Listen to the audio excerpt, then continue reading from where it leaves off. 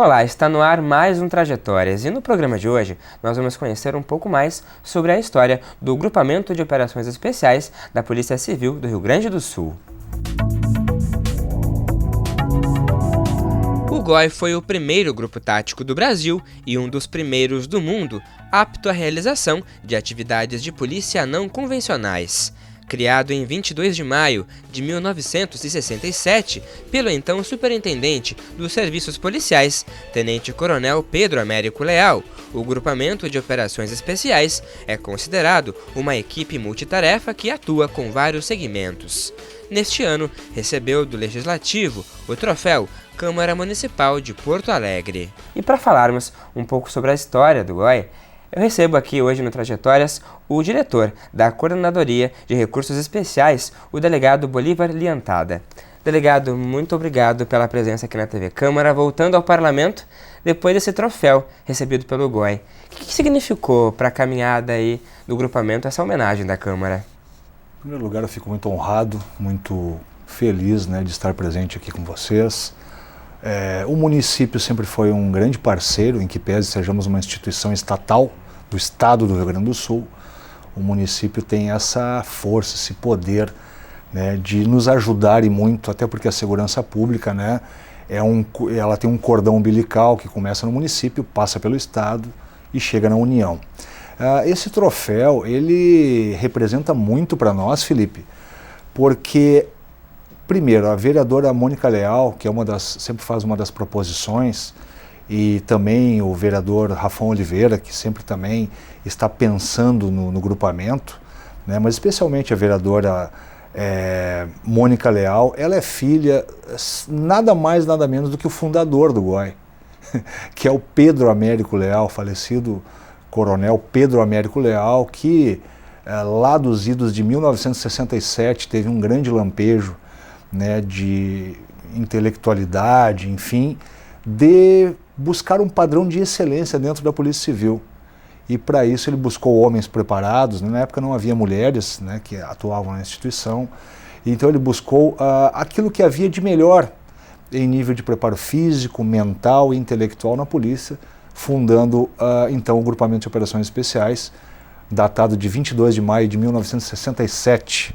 Pois é, esse lampejo aí, vindo aí do Tenente-Coronel, na época, final dos anos da década de 60, como é que era a polícia? Quais as principais carências da polícia naquela época, o surgimento do GOI? Pois é, Felipe, eu não vou te poder apregoar com muita propriedade, até porque eu não era nascido na época, eu não sou tão velho assim, sou velho, mas nem tanto. Mas era uma polícia ainda incipiente, que vivia no regime ditatorial, tinha forte influenciação do status quo da época, mas a Polícia Civil também nunca perdeu a sua veia de polícia cidadã. Então, na verdade, o GOI veio para substituir a Guarda Civil, para, digamos assim, estancar conflitos sociais, manifestações, conflitos que havia na época. E para isso precisava de pessoas mais preparadas do que o policiamento ordinário, do que a polícia corriqueira. E eu sempre costumo dizer, no nosso cotidiano, que nós do GOI e hoje em dia da CORE não somos piores e nem melhores do que qualquer grupo policial. Apenas somos treinados para determinados tipos de atribuição que o policial do padrão cotidiano, do padrão ordinário, do dia a dia, costuma não fazer. Então o policial, na sua labuta diária, ele tem N preocupações, ele tem que registrar ocorrências, tem que fazer inquéritos policiais, e nós, da CORE, estamos pensando em outras coisas. Estamos pensando num aspecto muito mais operacional, do que propriamente o padrão rotineiro da nossa polícia. Pois é, ao longo dos anos aí se viu essa necessidade, de as atividades aí foram na verdade incorporando várias atividades. Hoje aí, o senhor falava aí agora da CORE, Como que começou, e como que está hoje essa estrutura?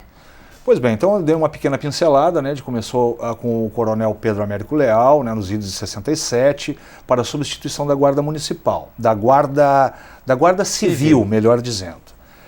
E houve uma evolução, o GOI caminhou como havia de acontecer, porém, eu faço até um comparativo, meu pai era do Banco do Brasil nos anos 70, o pai entrou em 69 no Banco do Brasil, e havia um fomento muito maior dos entes estatais. Não havia tanta verificação de como, da onde nós vamos tirar os recursos econômicos para manter determinados segmentos. Só que o Estado foi inflando, inflando, inflando e chegou no patamar que nós estamos. Né? Então, assim, naquela época se fomentava muito esse tipo de atividade. E hoje a gente foi depurando, depurando, depurando e chegamos a um escopo onde a gente selecionou bastante as nossas atividades. Né? Eu posso dizer, então, que o GOI caminhou dos anos 70 até o final dos anos 2000, ele teve uma caminhada muito crescente nessa atividade, basicamente, de controle de multidões, de eventos. Tinha a questão do grupamento fluvial também, nós trabalhávamos nessa área. E em 2000, nos anos 2000, ele deu uma caída, eu confesso que ele deu uma caída. Né? Foi casualmente na época que eu entrei na polícia. Por questões do que deu uma caída? Se eu puder, eu não gosto de entrar na política, não gostaria de entrar no aspecto político. Mas o status quo da época em nível estadual não favoreceu o GOI. Não favoreceu o GOI. Porém, ainda assim houve todo um empenho das pessoas que lá atuavam para que o nome do GOI se mantivesse. E então o GOI atuava basicamente no período de 2000 a 2010, 2012, no transporte de presos e na carceragem, e fazia também alguns eventos. E eventualmente apoiava a polícia no cumprimento de mandados de busca e operações policiais. Não é nenhum demérito ao que houve nesse período, muito pelo contrário. Mas não houve um investimento do Estado de uma maneira mais potente, mais profícua nesse período. E então o que aconteceu? Eu valorizo muito as pessoas que passaram por esse período, de 2000 até 2010, 2012. Eu valorizo demais. Foram verdadeiros guerreiros, mas não contavam com o apoio que o GOI precisava, à altura do GOI, podemos dizer assim. Esse apoio o senhor fala aí tanto da instituição, Estado, até também recursos também? Tudo, passa por tudo. Quando eu falo em recursos, eu digo recursos financeiros, recursos humanos, recursos materiais. Quando a gente usa a expressão recurso, ela abrange, né? Ela tem uma totalidade, uma integralidade de fomentos da nossa atividade. E aí, então, o que aconteceu? 2012, a Polícia Civil, ela ficou sem a sua aeronave. Olha, pelo que me parece, em 95 a nossa aeronave, ela foi encampada pela Brigada Militar. Nós acabamos perdendo a nossa aeronave. Em 2010... aí se iniciou todo um processo para comprar um helicóptero da Polícia Civil. Em 2010 se lançou um edital, olha só que interessante, se lançou um edital para formar novos tripulantes operacionais da Polícia Civil para atuar no helicóptero. O tripulante operacional é aquele cara que atua sentado no banco de trás da aeronave. Quando ela tem banco, às vezes a gente tira o banco e senta no próprio assoalho da aeronave. E aí se começou a preparar tripulantes operacionais. E se abriu um concurso interno da polícia. E nessa ocasião eu ainda estava em outra delegacia, eu estava, como a gente estava conversando, eu estava na Homicídios, e comecei a treinar para esse concurso, assim como alguns delegados e muitos agentes. Foram mais ou menos 80 agentes para 16 vagas nesse edital. Havia natação, havia barra, havia corrida. Então era uma série de provas que tu havias de fazer para que tu conseguisse, né, entrar no curso de formação de tripulantes operacionais de helicóptero. Eu te confesso que na primeira prova eu rodei na natação, achava que sabia nadar, não sabia patavinas nenhuma. Né? Viu ali que não sabia. Vi que não sabia. E aí depois, só que não formaram um grupo suficiente de tripulantes para fazer o curso. Aí, mais alguns meses depois, se abriu um novo edital, aí eu treinei natação, passei, e passaram mais ou menos 20 tripulantes para o curso de formação. Eu estou fazendo todo um preâmbulo para chegar na nova roupagem do GOI. Então nós fomos selecionados em 20 e fomos treinar lá no Rio de Janeiro com os caras do SAER, que é da CORE. A CORE é o departamento e o SAER é uma divisão, a divisão aérea do Rio de Janeiro. Então nós começamos o treinamento aqui no Rio Grande do Sul, os cariocas vieram dar treinamento para nós, só que pelas intempéries, foi mais ou menos no mês de setembro, com muita chuva, né, e muito vento, a aeronave sequer conseguia fazer um voo pairado. Então nós terminamos o nosso curso lá no Rio de Janeiro, formamos mais ou menos 16 tripulantes. E aí, esses tripulantes foram colocados onde? Dentro do GOI. E aí eu fui guindado na ocasião como diretor do grupamento de operações especiais. Isso em 2012, mais 2012, exatamente. A aeronave chegou e aí por contingências estruturais da própria polícia, contingências administrativas, se achou por bem que a aeronave ficasse no DEIC e os tripulantes dentro do GOI. E aí, como eu te disse, eu não vou entrar no mérito do que houve na ocasião, mas houve alguma questão administrativa e achamos por bem, então, colocar todos os tripulantes lá no DEIC, junto com a aeronave. Mas eu permaneci no GOI, junto com 4 ou 5 colegas, né, que fizeram o curso também, enfim. E aí nós pensamos, bom, já que a gente vai permanecer no GOI, nós já temos algum conhecimento, o que nós vamos fazer? Nós refundamos o grupo tático da Polícia Civil. Aí entra essa nova configuração. Aí entra a nova configuração. Então o grupo aéreo foi para o DEIC, a aeronave foi para o DEIC e nós permanecemos no GOI e fundamos o nosso grupo tático, que na época ele era chamado de GRI, Grupo de Resposta Imediata, que são esses caras que andam de capacete, né, balaclava. Só que na época a gente começou de uma maneira muito incipiente. Então eu posso dizer hoje em dia, porque já passou muito tempo, já acho que já até prescreveu, o nosso capacete ele não era balístico, o nosso óculos era trazido aí da China, as luvas eram da Coreia, a gente comprava todo o nosso uniforme, desde do boot, do coturno, até o capacete. Só que nós fazíamos uma coisa bacana, que a gente treinava. Nós começamos a treinar entradas táticas, treinava rapel. E aí, em dado momento, a gente começou a crescer e ganhar visibilidade. A polícia começou a nos reconhecer como grupo tático. Só que o GRI, que era o Grupo de Resposta Imediata, ele não estava no papel, ele não existia. Ele existia de fato, mas não existia de direito. E até muitas pessoas me perguntam, como é que se cria um grupo tático? Eu digo, primeiro a criança tem que nascer, depois tu registra a criança. E foi o que a gente fez.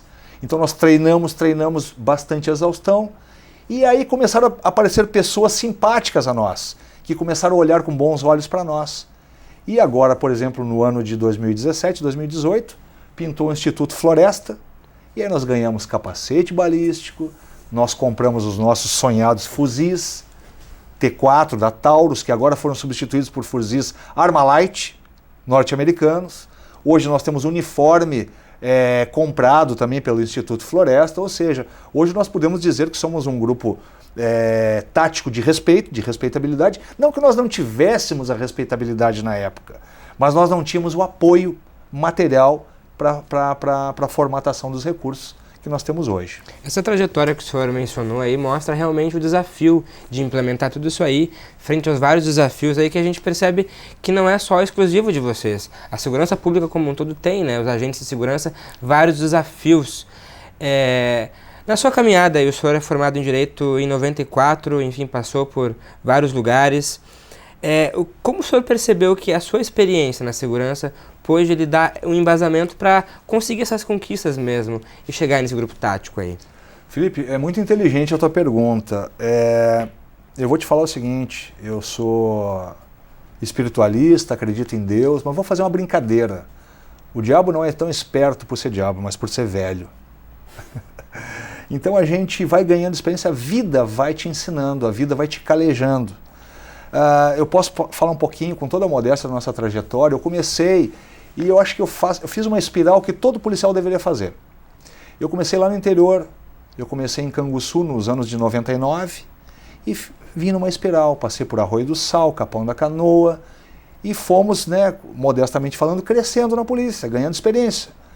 Administrei alguns planetas Atlântida em Capão da Canoa, depois quis dar uma variada de áreas, fui para a Serra, fui para Caxias do Sul, Trabalhei 4 anos em Caxias do Sul, na 3ª Delegacia de Polícia. Lá nós comandávamos o combate ao narcotráfico de 2004 a 2007. E eu pensei comigo, falei com a minha família, né, na ocasião, não tenho mais vínculos com Caxias, queria comprar uma casa. A criminalidade em Caxias estava tão forte quanto Porto Alegre, guardando essas proporções.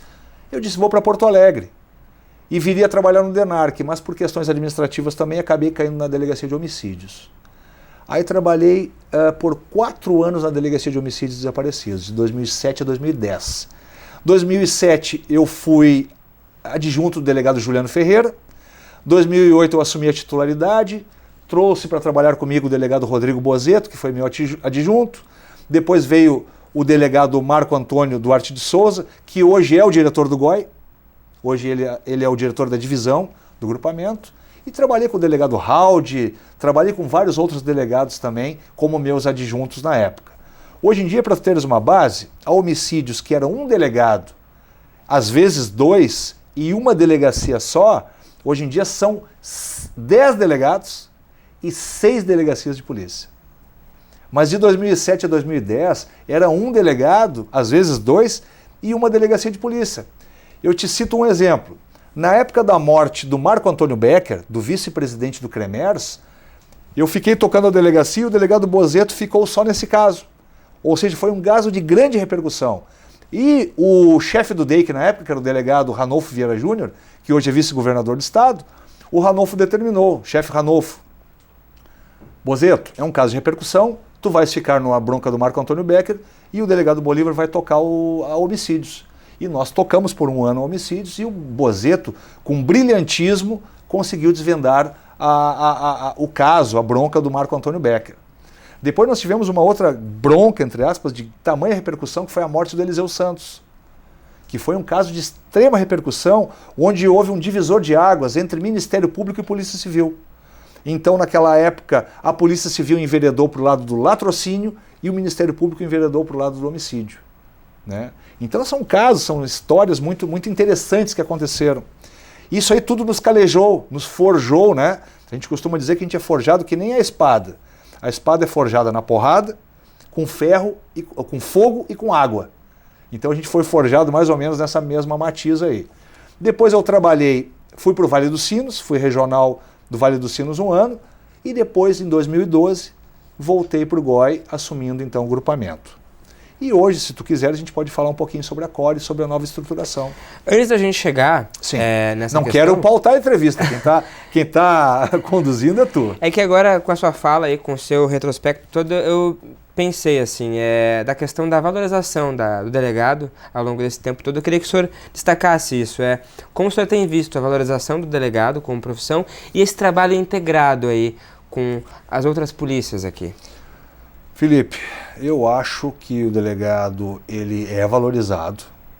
O delegado, assim como o agente da autoridade, é a primeira pessoa que recebe a notícia crimes lá na ponta, é a primeira pessoa que tem contato com a vítima, é a primeira pessoa que tem contato com o criminoso, com a testemunha. E eu te digo de cátedra, até lá no nosso... Eu tive a oportunidade, né, Deus me guiou, e eu tive a oportunidade de fazer um mestrado da PUC em Ciências Criminais, junto com meus valorosos guias, meus valorosos doutrinadores da PUC, Auri Lopes Júnior, Luciano Feldens, Nereu Giacomoli, todo esse staff de grande expressão do direito no Rio Grande do Sul e no Brasil, foram meus professores na PUC. Mas eu consegui dizer para eles, na minha dissertação de mestrado, que o inquérito policial produz prova. Que o trabalho da Polícia Civil ele é de extremo valor, porque as primeiras provas coligidas, quer em nível de provas subjetivas, a oitiva da vítima, quando ela está viva, né, a vítima sobrevivente, a oitiva da testemunha, a oitiva do suspeito, o angariamento das provas materiais, auto de exame de corpo de delito, auto de exame de conjunção carnal, exame residográfico de chumbo nas mãos do suspeito ou da vítima, né? E todo o manancial de necropsia, todas essas provas, elas vão parar onde? Dentro do inquérito policial. Então o inquérito policial tem um poder enorme. Só que, infelizmente, por causa da pecha ditatorial, por causa da pecha que nós trazemos ainda, esse cadáver putrefato que está nas nossas costas ainda, da época da ditadura, das torturas, né, dos maus tratos com relação aos presos, a gente teve um certo estigma para com a polícia judiciária. Mas se tu olhares nos filmes norte-americanos, principalmente os filmes de Hollywood, qual é o glamour da atividade? É a atividade investigativa. Todo mundo quer investigar. Hoje em dia o Ministério Público conquistou a ferro e fogo a sua possibilidade de investigar. E foi corroborado pelo STF, não é? O IBAMA investiga, o COAF, antigo COAF, que agora passou para outro segmento da União, todos querem investigar. E a Polícia Civil tem essa grande matiz de poder investigar. E mais, a gente investiga algo que, por exemplo, a gente tem uma carga muito grande nas costas, porque, por exemplo, a Polícia Federal, que eu admiro demais, fez aí operações, a Operação Lava Jato, é uma polícia de grande envergadura. Mas a Polícia Federal lida com determinados tipos de crime tão somente, né? Lida com contrabando, descaminho, tráfico de drogas, tráfico internacional de drogas, contrafação de moeda. Então, felizmente, a Polícia Federal pode se organizar, pode organizar uma pauta de oitivas. Só que todo o resto dos crimes, tirando os crimes militares, que caem ou para a Brigada Militar ou em nível federal para a Marinha, Exército e Aeronáutica investigar, o resto tudo está nas costas das polícias judiciárias dos estados. Então a carga é muito grande, ela é violentíssima. Então eu tenho muito orgulho de dizer que sou policial civil, porque todos os crimes, tirando esses que eu excepcionei, da Polícia Federal ou os crimes militares, o resto tudo cai nas costas da Polícia Civil, dos estados. E o delegado ele acaba sendo então uma figura muito valorizada. Desculpe te interromper, porque ele é o cara que ele vai separar o joio do trigo. E aí o próprio Aurí Lopes Júnior, ele fala no livro dele, nos livros que ele publica, ele aprendeu, ele valoriza a polícia, porque a polícia faz um filtro processual entre aquilo que interessa para o Estado e aquilo que não interessa. A Polícia Civil, ela é o divisor de águas entre o que não tem relevância jurídica, relevância criminal e o que tem relevância criminal. Tantas coisas pra gente conversar, a gente tá com um pouco menos de 5 minutos para terminar o programa, Meu Deus. Mas eu queria encerrar assim com o senhor falando com relação a Porto Alegre, né? A gente está aqui no Parlamento da capital.